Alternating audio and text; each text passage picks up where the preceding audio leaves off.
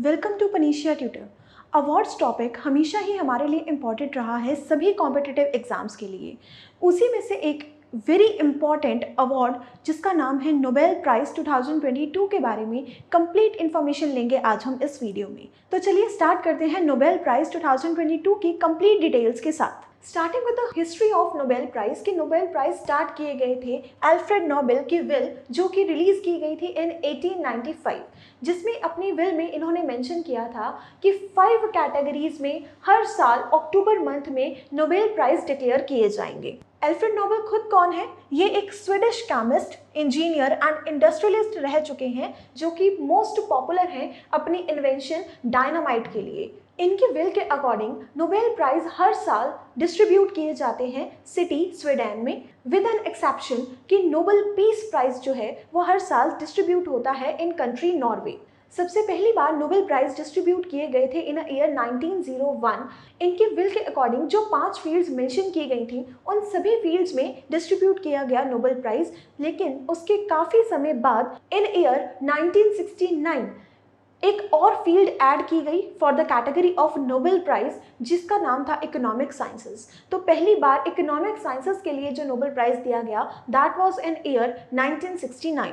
और इस बार 2022 के ये जो नोबेल प्राइज़ डिस्ट्रीब्यूट किए गए हैं वो 3 अक्टूबर से लेके 10 अक्टूबर 2022 तक नोबेल प्राइज़ के अलग अलग 6 कैटेगरीज में नोबेल प्राइजेस को अनाउंस किया गया है। तो सबसे पहले तो हमने ये डिस्कस करना है कि जो नोबेल प्राइज़ है वो देता कौन है, डिस्ट्रीब्यूट किसके द्वारा किए जाते हैं या प्रेजेंट कौन करता है। तो अलग अलग ऑर्गेनाइजेशंस हैं जो अलग अलग फील्ड में नोबेल प्राइज़ डिस्ट्रीब्यूट करती हैं। सबसे पहले जो फील्ड है हमारे पास फिजिक्स एंड केमिस्ट्री। तो फिजिक्स एंड केमिस्ट्री की फील्ड में नोबेल प्राइज़ दिया जाता है by Royal Swedish Academy of sciences.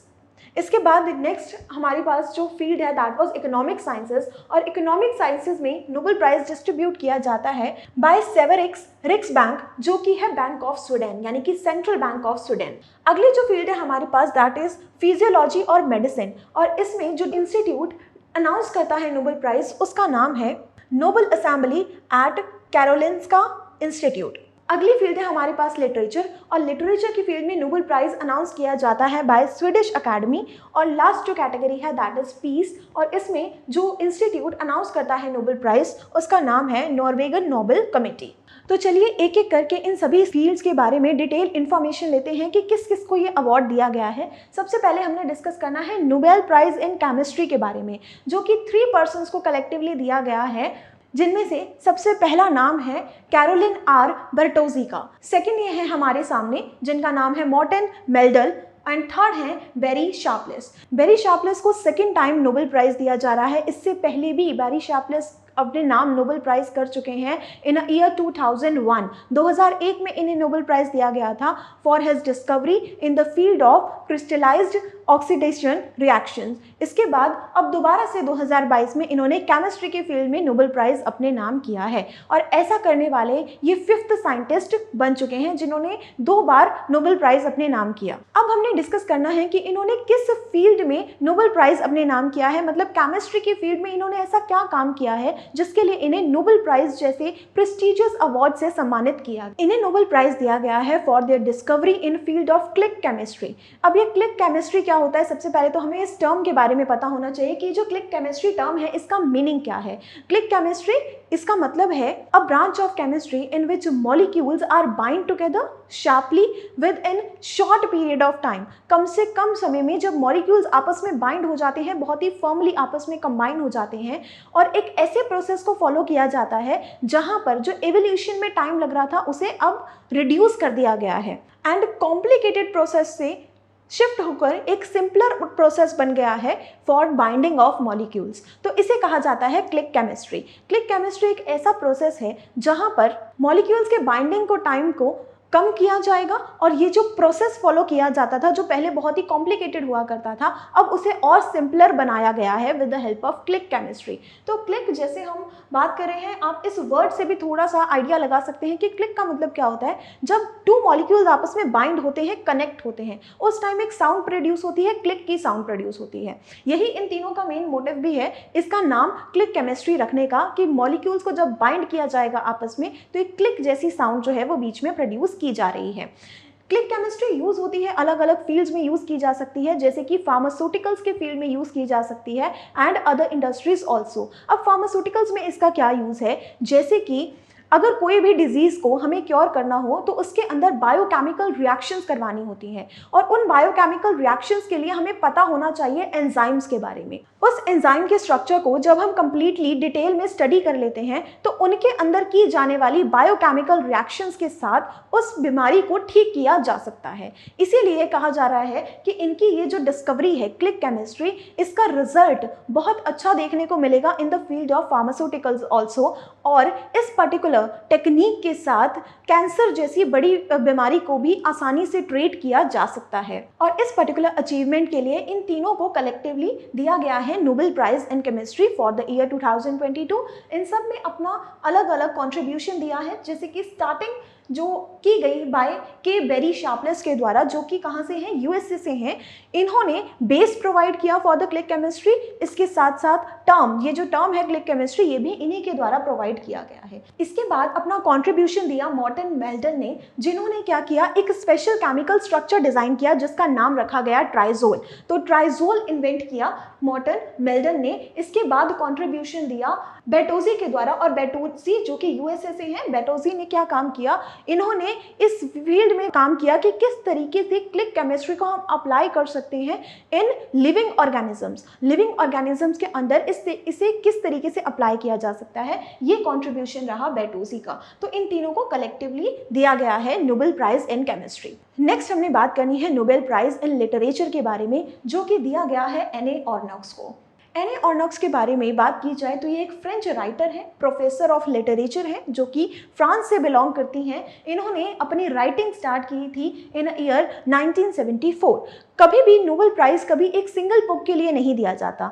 Nobel prize उस ऑथर को दिया जाता है जिसका लिटरेचर के फील्ड में बहुत लंबे समय से एक ग्रेट कंट्रीब्यूशन रहा हो। उन्हीं में से एक सिलेक्ट हुई हैं आपकी Annie Ernaux. With her writing she shows the social disparities on the basis of religion, class, gender, मतलब समाज में जितने भी भेदभाव किए जा रहे हैं उनके अगेंस्ट इन्होंने अपनी राइटिंग में आवाज़ उठाई है। इसके अलावा इनका जो स्पेशल अटेंशन रहा है that is always towards women in equality. एक विमेन को सोसाइटी में जिस जिस तरीके की ट्रबल्स का सामना करना पड़ता है उसका एक स्पेशल इन्फ्लुएंस देखने को मिलता है इनकी राइटिंग में।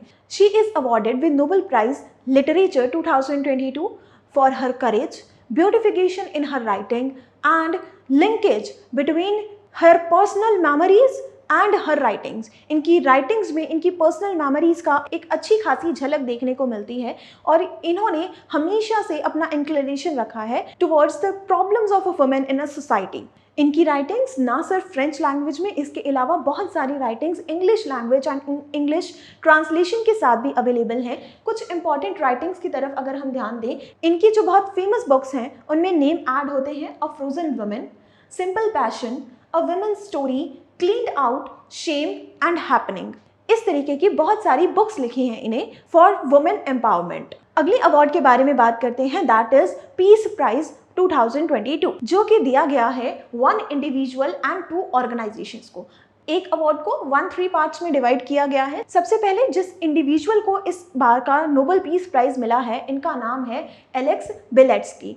ऑर्गेनाइजेशंस में जो 2 ऑर्गेनाइजेशंस ऐड की गई हैं, first one is organization Memorial and second one is organization Center for Civil Liberties. सबसे पहले बात करते हैं एलिस के बारे में। एलिस जो कि बेलारूस के रहने वाले हैं, ये एक बेलारूसियन प्री डेमोक्रेसी एक्टिविस्ट हैं जो कि अपनी कंट्री में वर्क करते हैं for democracy and for human rights. Human rights के लिए इन्होंने अपनी पूरी लाइफ डेडिकेट की और एक ऑर्गेनाइजेशन एस्टैब्लिश की जिसका नाम है Viasna Human Rights Centre. Viasna Human Rights Centre जो कि काम करती है अपनी कंट्री के लोगों के लिए और उनके ह्यूमन राइट्स उनको दिलवाने के लिए एंड कंट्री में डेमोक्रेसी को इम्प्रूव करने के लिए। He is awarded with Nobel peace prize for his outstanding work in a document, जिसमें इन्होंने मेंशन किया है वॉर क्राइम्स के बारे में, ह्यूमन राइट्स अब्यूज़ के बारे में एंड अब्यूज़ ऑफ पावर के बारे में। तो ये जो मेन हाईलाइट्स इन्होंने सोसाइटी के अपने डॉक्यूमेंट में प्रेजेंट किए हैं, उनके लिए इन्हें दिया गया है नोबेल पीस प्राइज। इन्होंने अपने कंट्री में हुए कॉन्स्टिट्यूशनल अमेंडमेंट्स के खिलाफ भी आवाज़ उठाई, जो कि डायरेक्टली पावर दे रहे थे प्रेसिडेंट को, जो कि डिक्टेटरशिप की पावर्स थी। इसके अगेंस्ट इन्होंने आवाज़ उठाई और अपनी इस पूरी जर्नी में इन्हें बहुत बार जेल भी जाना पड़ा, जिसमें से इनका जो 2011 से लेकर 2014 का समय है वो भी जेल में बीता। उसके बाद दोबारा इन्हें 2020 में जेल में डाल दिया गया और अभी तक ये स्ट्रगल कर रहे हैं for democracy for the people of his country. Next हमने डिस्कस करना है ऑर्गेनाइजेशन मेमोरियल के बारे में, जो कि एस्टैब्लिश हुई थी इन ईयर 1987। एक international human rights organization establish की गई थी रशिया के शहर मॉस्को में during the fall of Soviet Union. Soviet Union ने रशिया के लोगों पर किस तरीके से एट्रोसिटीज की हैं, किस तरीके से वहाँ के लोगों को परेशान किया है एंड उनके ह्यूमन राइट्स को वायलेट किया है, तो इस सब के ऊपर जो डॉक्यूमेंट प्रेजेंट किया गया बाय ऑर्गेनाइजेशन मेमोरियल, इसके लिए इन्हें नोबेल पीस प्राइज से सम्मानित किया गया है। ये ऑर्गेनाइजेशन एस्टैब्लिश की गई थी बाय एंड्रियो सेखेरो, जो खुद एक नोबेल पीस प्राइज अवार्डी रह चुके थे।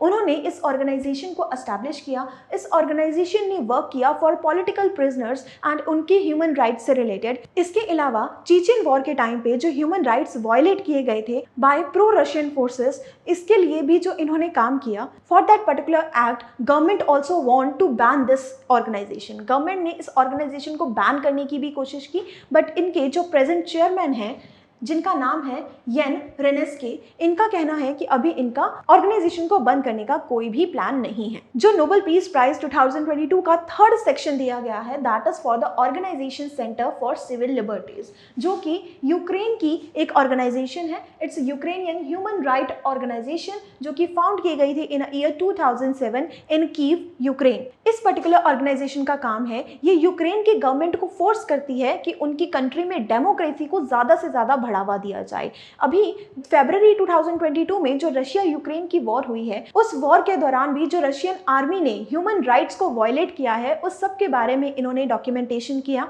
इसके अलावा इस ऑर्गेनाइजेशन का मेन काम है अलग अलग इंटरनेशनल ऑर्गेनाइजेशंस के साथ पार्टनरशिप करना, ताकि वो ह्यूमन राइट्स को अपनी कंट्री में बढ़ावा दे सके। अगली कैटेगरी जो हमने डिस्कस करनी है, that is Nobel prize in physiology और मेडिसिन, जो कि इस बार 2022 के लिए दिया गया है सवांते पाबू को। इन्हें पर्टिकुलरली ये जो अवार्ड दिया गया है for his discovery concerning the genomes of extinct hominins and human evolution and hominin से रिलेटेड जो इनकी डिस्कवरी है, उसके लिए इन्हें नोबेल पीस प्राइज दिया गया है। तो सबसे पहले तो हमें यही पता होना चाहिए कि होमिनिन्स होते क्या हैं। होमिनिन्स जैसे आज के टाइम के जो प्रेजेंट ह्यूमन है, इन्हें कहा जाता है होमोसेपियंस, और होमोसेपियंस से जो काफ़ी हद तक रिजेंबल करते हैं, वो कैटेगरी को कहा जाता है होमोनिन्स, जो इस टाइम पे एक्सटिंक्ट हो चुकी है। तो इन्होंने जो काम किया है वो एक तरीके से इम्पॉसिबल काम करके दिखाया है, क्योंकि इन्होंने एक ऐसी एक्सटिंक्ट होमोनिन्स के डीएनए को रिसर्च किया है